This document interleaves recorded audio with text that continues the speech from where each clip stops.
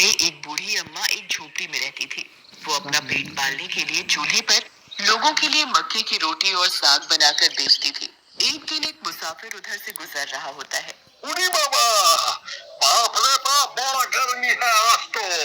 एक तो प्यास के मारे गला सूखा जा रहा है, ऊपर से भूख ने भी आत्मा निकाली हुई है।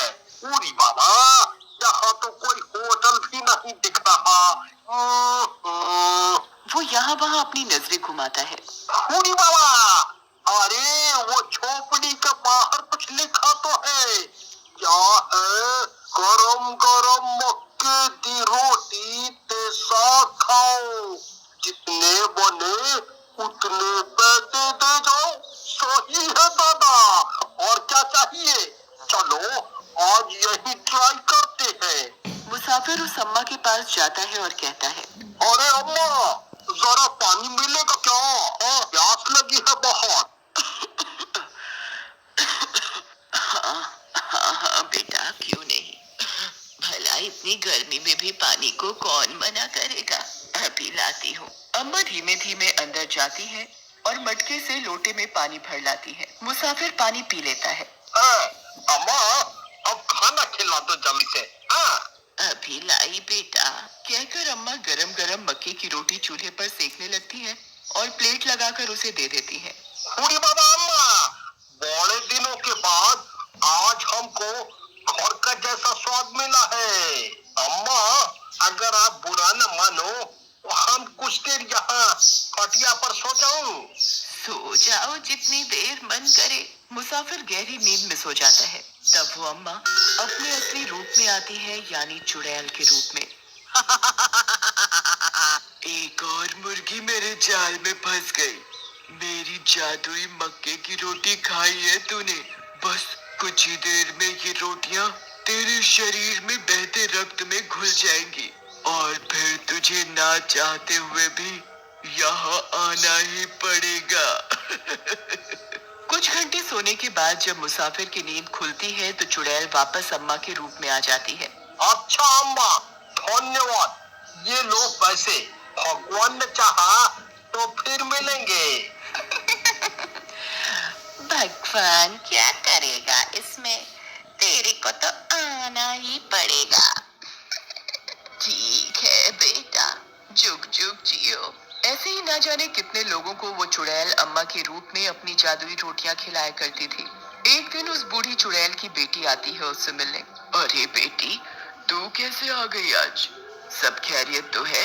बड़े दिनों बाद आई तू। हाँ माँ, अब क्या बताऊं, जिस शहर में मैं रह रही थी वहाँ के लोग बहुत चौकन्ने हो गए हैं। उनको बेवकूफ बनाना अब आसान नहीं मेरे लिए।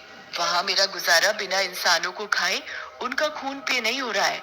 पता है, मैंने महीनों से ताजा इंसानी खून नहीं पिया है। बेटी, तू ही तो जिद करके गई थी शहर, वरना इस कस्बे में भी शिकार कम नहीं है। रोज 2-4 फंसी जाते हैं। ऐसा तू क्या करती है जो लोग खुद चल के मौत के मुंह में आते हैं? बस देखती रह तू, तेरे सामने किसी को बलि का बकरा बनाती हूँ। तभी वहाँ उसी कस्बे में रहने वाला एक व्यक्ति राका आता है। उसे आता देखते ही वो दोनों इंसानी रूप ले लेती हैं। और माँ, जल्दी से मक्के की रोटी साग के साथ ला दो। हाँ हाँ बेटा, क्यों नहीं। चुड़ैल की बेटी को ये सब समझ नहीं आ रहा था। ये मेरी माँ को क्या हो गया है, इंसान की सेवा कर रही है।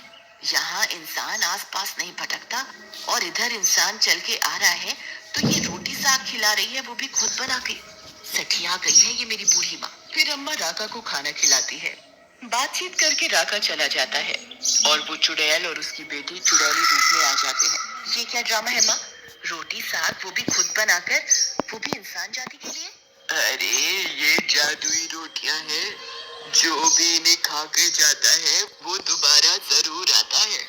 उसकी तलब इतनी बढ़ जाती है, चाहे कोई विदेश भी चला जाए तो 1 महीना होते ही उसकी भूख उसे यहाँ खींच लाएगी। अगर तुझे यही करना है तो चूल्हे पर अपना खून क्यों फूकती है? रोटी मशीन ले आते हैं।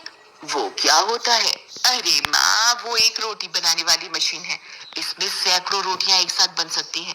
चूल्हे पर जितनी तू हफ्ते भर में बना पाएगी उतनी 1 घंटे में बन जाएगी। पर तेरा ये काम सही लगा मुझे। अब मैं भी यही रहूंगी।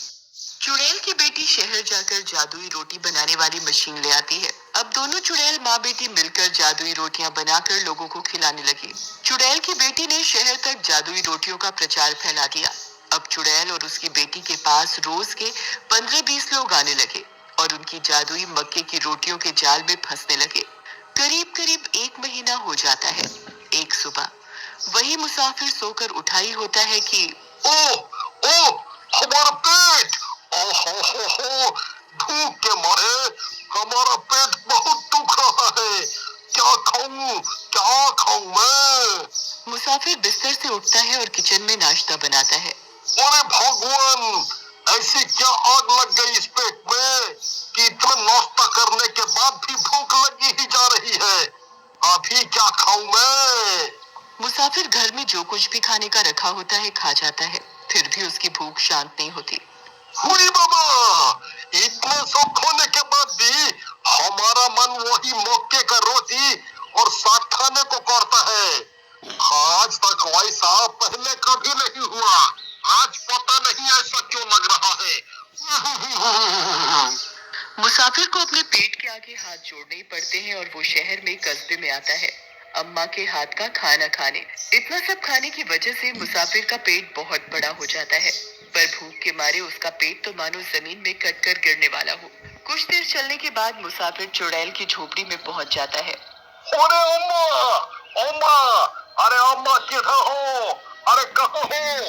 अम्मा, ओ अम्मा। अम्मा मुसाफिर को देखकर अजीबोगरीब तरीके से मन में हंसती है। हाँ बेटा, ये रही मैं। अम्मा, बहुत भूख लगा है, जल्दी से हमको खाना लगा दो। चुड़ैल और उसकी बेटी जल्दी जल्दी रोटी मेकर से जादुई मक्के की रोटियां बनाकर उसे परोस देती है। यहाँ मुसाफिर भूख के मारे कई सारी जादुई रोटियां खा जाता है। उसकी भूख इतनी बढ़ जाती है कि वो दिमागी संतुलन खो देता है और वहीं चुड़ैल के कदमों में बैठ जाता है। चुड़ैल और उसकी बेटी असली रूप में आ जाते हैं। ऐ इंसान, आज से तू मेरा गुलाम है, खड़ा हो और मेरे पीछे पीछे आ। मुसाफिर अपनी सुध-बुध खो रखा होता है और उस चुड़ैल के पीछे पीछे चलने लगता है। झोपड़ी के अंदर से एक खुफिया रास्ता जा रहा होता है जो कि सीधा जंगलों में पहुंचता है।